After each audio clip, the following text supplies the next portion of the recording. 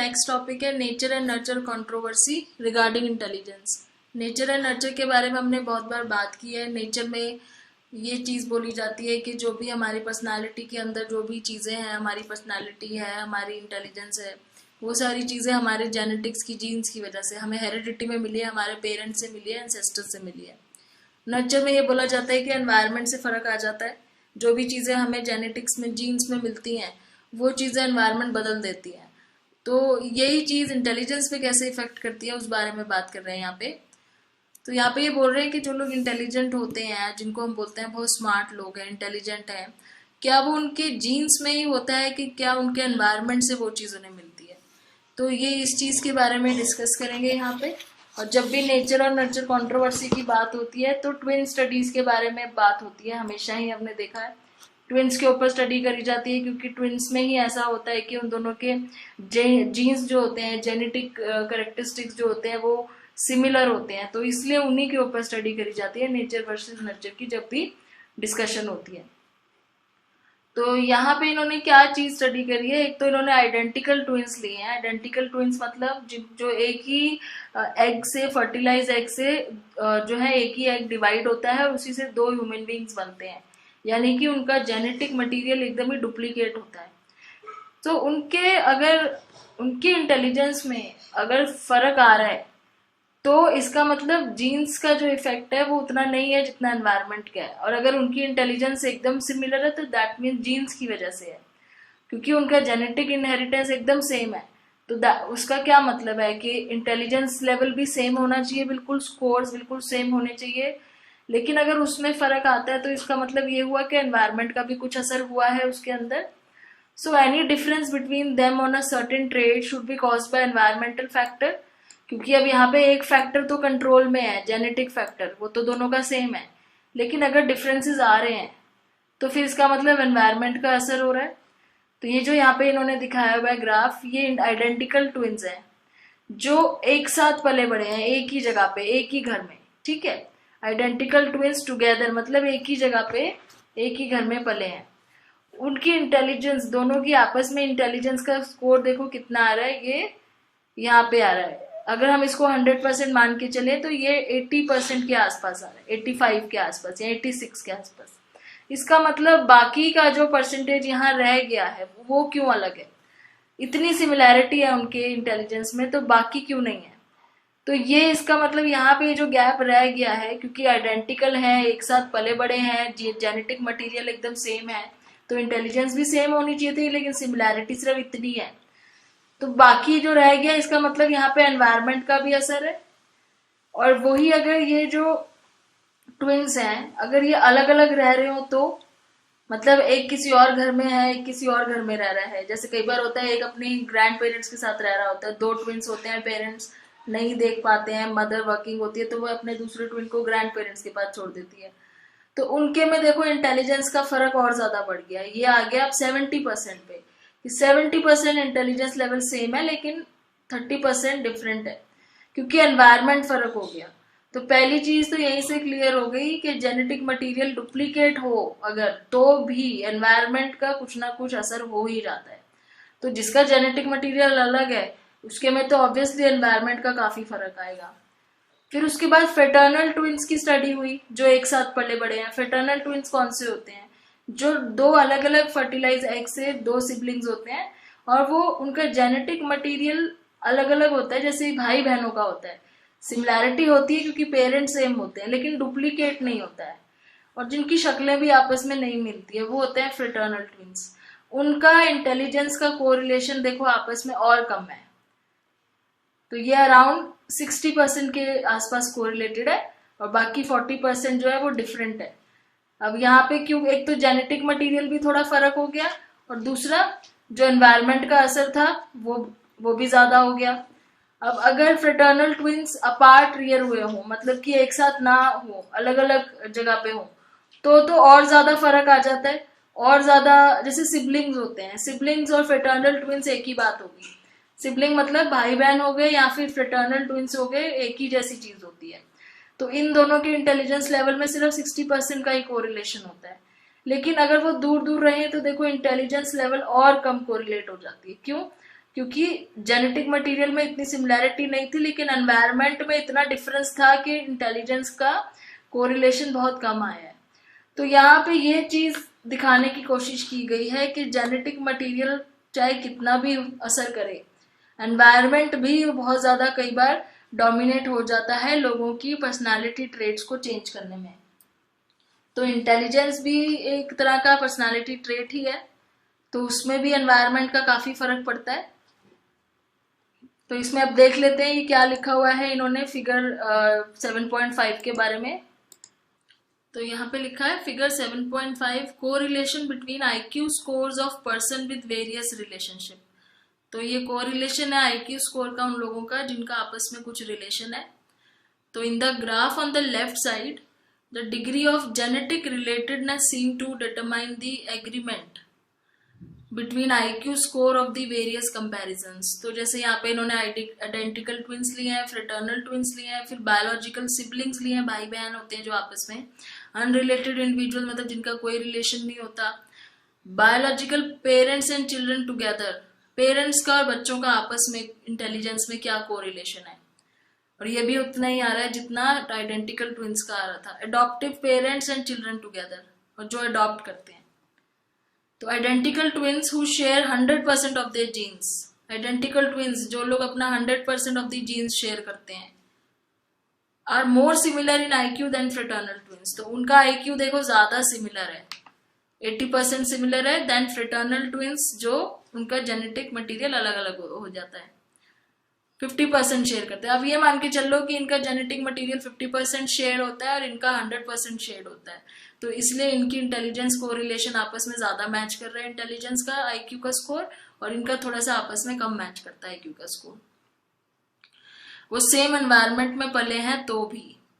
Right में graph क्या दिखा रहा है, identical twins are more similar to each other than in IQ than are other types of comparison, but being raised in the same environment increases similarity. तो अगर environment same है, जो लोग एक साथ पले हैं उनका एनवायरनमेंट सेम था तो उनका आईक्यू स्कोर भी सिमिलर आ रहा है, और जिनका एनवायरनमेंट अलग था, अलग अलग पले थे, उनका आईक्यू स्कोर का कोरिलेशन कम आया है। तो एनवायरनमेंट का असर नजर आ रहा है सीधा सीधा यहाँ पे भी और यहाँ पे भी। ये नेचर का इन्फ्लुएंस है, ये नर्चर का। The greater the degree of genetic relatedness, the stronger correlation is between IQ scores of those person। तो जितना जेनेटिक रिलेटेडनेस ज्यादा होगी उतना IQ स्कोर ज्यादा सिमिलर आएगा। जैसे कि आइडेंटिकल ट्विंस की केस में आ रहा था 86%, 0.86 मतलब 86% होगा। अगर एनवायरनमेंट का रोल बिल्कुल भी नहीं होता, टोटली हेरिडिटी पर डिपेंड होता है, या बिल्कुल ही नेचर के ऊपर डिपेंड होता है, नर्चर का रोल नहीं होता, तो 100% कोरिलेशन आना चाहिए था, यानी कि वैल्यू 1 आती, दैट इज 100%। तो ये यहाँ पे प्रूव हो गया। सो यहाँ पे कह रहे हैं कि if identical twins have a correlation of 0.86, wouldn't that mean that intelligence is 86% inherited? तो इसका क्या मतलब है कि 86% इंटेलिजेंस इनहेरिटेड है हमारी। तो कोरिलेशन जो है, अगर जैसे इन्होंने पॉपुलेशन एक ग्रुप के ऊपर किया हुआ है कि हेरिडिटी की वजह से कितना कोरिलेशन आता है, जैसे स्टैंडर्डाइजेशन करते हैं ना, ग्रुप के ऊपर टेस्ट करते हैं, तो एक स्टैंडर्ड वैल्यू इनको मिली है 0.50 की, कि 50% जेनेटिक मटेरियल पे डिपेंड करता है और 50% एनवायरनमेंट पे। तो नेचर और नर्चर दोनों का ही रोल जो है बराबर है किसी की भी ट्रेड्स को फॉर्म करने में। जितना नेचर यानी कि उसकी हेरिडिटी का रोल है, उतना ही नर्चर उसके एनवायरनमेंट का भी रोल है। फिर बात करते हैं एक बुक के बारे में जिसका नाम है the bell curve and misinterpretation of statistics, जिसके अंदर काफी गलतियां निकली हैं, मिस इंटरप्रिटेशन हो रखी है स्टैटिस्टिक्स की। तो ये बेल कर्व बुक किसने पब्लिश की थी 1994 में, हार्नस्टीन एंड मुरे ने एक बुक, कंट्रोवर्शियल बुक बोलते हैं, द बेल कर्व, जिसमें उन्होंने बहुत सारी स्टैटिस्टिकल स्टडीज करी थी और उसमें काफी गड़बड़ थी।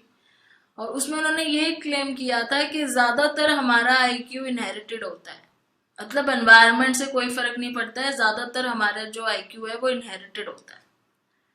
अब उसमें क्या एरर्स थी, हार्नस्टीन और मुरे जो है उन्होंने काफी स्टैटिस्टिकल एरर्स करी थी उस बुक के अंदर, क्योंकि पहली चीज उन्होंने एनवायरनमेंट और कल्चर का रोल ही खत्म कर दिया था, जो कि ऐसा नहीं होता है। एनवायरनमेंट और कल्चर का भी बहुत ज्यादा रोल होता है, ठीक है। उन्होंने ये बोला कि आईक्यू ज्यादातर इनहेरिटेड होता है, और इसीलिए जो people from lower economic level होते हैं ना, जो पुअर पीपल होते हैं, वो हमेशा पुअर ही रह जाते हैं, क्योंकि वो इंटेलिजेंट नहीं होते हैं, क्योंकि उनकी हेरिडिटी में जो जहाँ से उनको अपने पेरेंट्स से जो चीजें मिल रही हैं, जेनेटिक मटेरियल, वो भी ऐसा होता है कि वो कभी पुअर पीपल रिच नहीं हो पाते हैं। तो वो भाई बहुत ही कंट्रोवर्शियल स्टेटमेंट उन्होंने ये दी थी कि people from lower economic level are poor because they are unintelligent. तो ये चीज थी। अब इसमें एरर्स क्या थी? एरर्स इसमें ये थी कि एनवायरनमेंट और कल्चर को इग्नोर करा। दूसरा, इन्होंने सोचा कि आईक्यू टेस्ट एक्चुअली में पूरी इंटेलिजेंस को मेजर कर लेता है, जबकि ऐसा नहीं है। बहुत सारे आईक्यू टेस्ट हैं जो कल्चरली बायस होते हैं, और आईक्यू स्कोर पूरा 100% ये चीज प्रिडिक्ट नहीं कर सकता कि आप अपनी लाइफ में कितने सक्सेसफुल होते हो। जैसे कि हमने देखा ईक्यू यानी कि इमोशनल क्वोशिएंट या इमोशनल इंटेलिजेंस भी इंपॉर्टेंट होती है, बट इनके अकॉर्डिंग आईक्यू ही सबसे ज्यादा अच्छा होता है किसी की इंटेलिजेंस को और सक्सेस को जज करने के लिए। तीसरा, इन्होंने बोला कि जो हमें हेरिडिटी से वो जो इंटेलिजेंस मिलती है वो 0.80 का फैक्टर है, मतलब 80% का फैक्टर है, जबकि एक जो ग्रुप स्टडी ऊपर हुई थी जिसमें मैंने बताया था 50% आ रहा था। इन्होंने ग्रुप पे ना करने की बजाय थोड़े से लोगों पर सैंपल पे करा, और उनका जो रिजल्ट आया 80% आया, तो इन्होंने उसी वैल्यू को मान लिया कि 80% जो है वो इनहेरिटेड होता है। और इसलिए इनकी जो ये स्टैटिस्टिकल स्टडी थी ये खराब थी। चौथी चीज, इन्होंने ये डिक्लेयर कर दिया कि जो जापानीज अमेरिकन होते हैं वो बहुत ज्यादा इंटेलिजेंट होते हैं, जेनेटिकली इंटेलिजेंट होते हैं, क्योंकि उनके जीन्स में ऐसा होता है। जबकि उन्होंने इस चीज के ऊपर ध्यान ही नहीं दिया कि उनका कल्चर थोड़ा सा ऐसा होता है कि वो अपने, जैसे हमारे एशियन इंडियन कल्चर को ही आप देख लो, एक अमेरिकन कल्चर से कंपेयर करो, तो हमारे यहाँ पे पेरेंट्स अपने बच्चों की पढ़ाई के टाइम पे उन पे ज्यादा ध्यान देते हैं, उनको हेल्प करते हैं, उनकी पढ़ाई के ऊपर पूरा खर्चा मतलब पूरा अपना वो निकाल देते हैं। बट अमेरिकन कल्चर में वो इंडिपेंडेंट होते हैं बच्चे, तो उनके पेरेंट्स इतना ज्यादा केयर नहीं करते हैं कि वो क्या पढ़ रहे हैं, उनके साथ बैठ के पढ़ाना और ये सब। तो कल्चरली फैक्टर्स होते हैं। ऐसे ही जापानीज में भी होता है कि वो लोग भी अपने बच्चों पे बहुत ध्यान देते हैं पढ़ाई पे। तो ये चीज उन्होंने फोकस ही नहीं करी इस चीज पे, और खाली ये डिक्लेयर कर दिया क्योंकि जापानीज जेनेटिकली इंटेलिजेंट होते हैं तो उनके बच्चे भी इंटेलिजेंट होते हैं। तो ये बहुत सारी एरर्स थी इनकी बुक में, जो कि नेचर और नर्चर कंट्रोवर्सी को बिल्कुल ही वन साइडेड लेके जा रहे थे कि नेचर पे ही सब कुछ डिपेंडेंट होता है, नर्चर पे नहीं। तो अब समरी देख लेते हैं। इसमें हमने जो पढ़ा है, इंडिविजुअल डिफरेंस में हमने पढ़ा कि एक तो गिफ्टेडनेस होती है और एक होती है डिसेबिलिटी। जिनका स्कोर कम आता है बहुत 70 के बिलो, उनको डिसेबल बोला जाता है। जो बहुत हाई आता है उनको हम गिफ्टेड या जीनियस बोलते हैं। उसके बाद उनके कैरेक्टरिस्टिक्स क्या होते हैं कि वो बहुत वेल एडजस्टेड लोग होते हैं, लेकिन उनको ज्यादा पुश करो तो वो डिसअपॉइंटेड हो जाते हैं।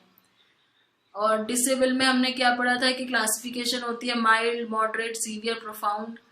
कॉजेस क्या होते हैं, एनवायरमेंटल फैक्टर होते हैं, पॉइजनिंग वगैरह हो जाना, या बायोलॉजिकल होते हैं जो कुछ सिंड्रोम्स हमने देखे थे जो कि सारे जीन से रिलेटेड है। और इमोशनल इंटेलिजेंस की भी बात की थी कि सक्सेसफुल होने के लिए हमें इमोशनली भी इंटेलिजेंट होना चाहिए, जैसे कि अपनी इमोशंस को कंट्रोल करना, अपने आप को मोटिवेटेड रखना, एम्पैथाइज करना, सोशली स्किल्ड होना चाहिए।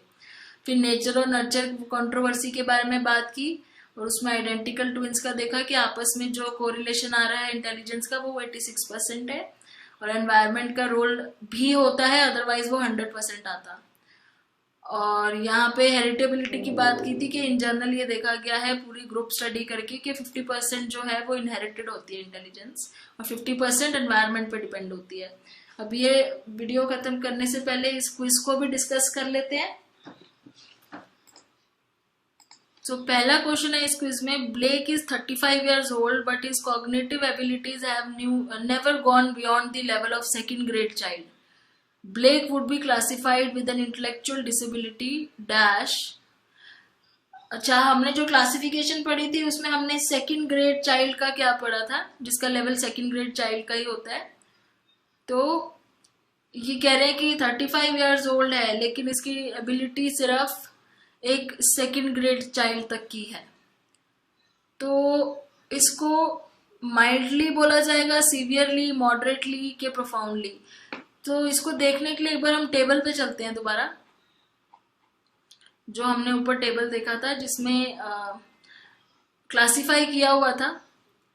सेकंड ग्रेड किस में आ रहा था? मॉडरेट में आ रहा था। तो दैट मीन्स उसको मॉडरेटली वो डेवलपमेंटली डिलेड बोला जाएगा, क्योंकि उसका लेवल सेकंड ग्रेड से ज्यादा नहीं आया कभी।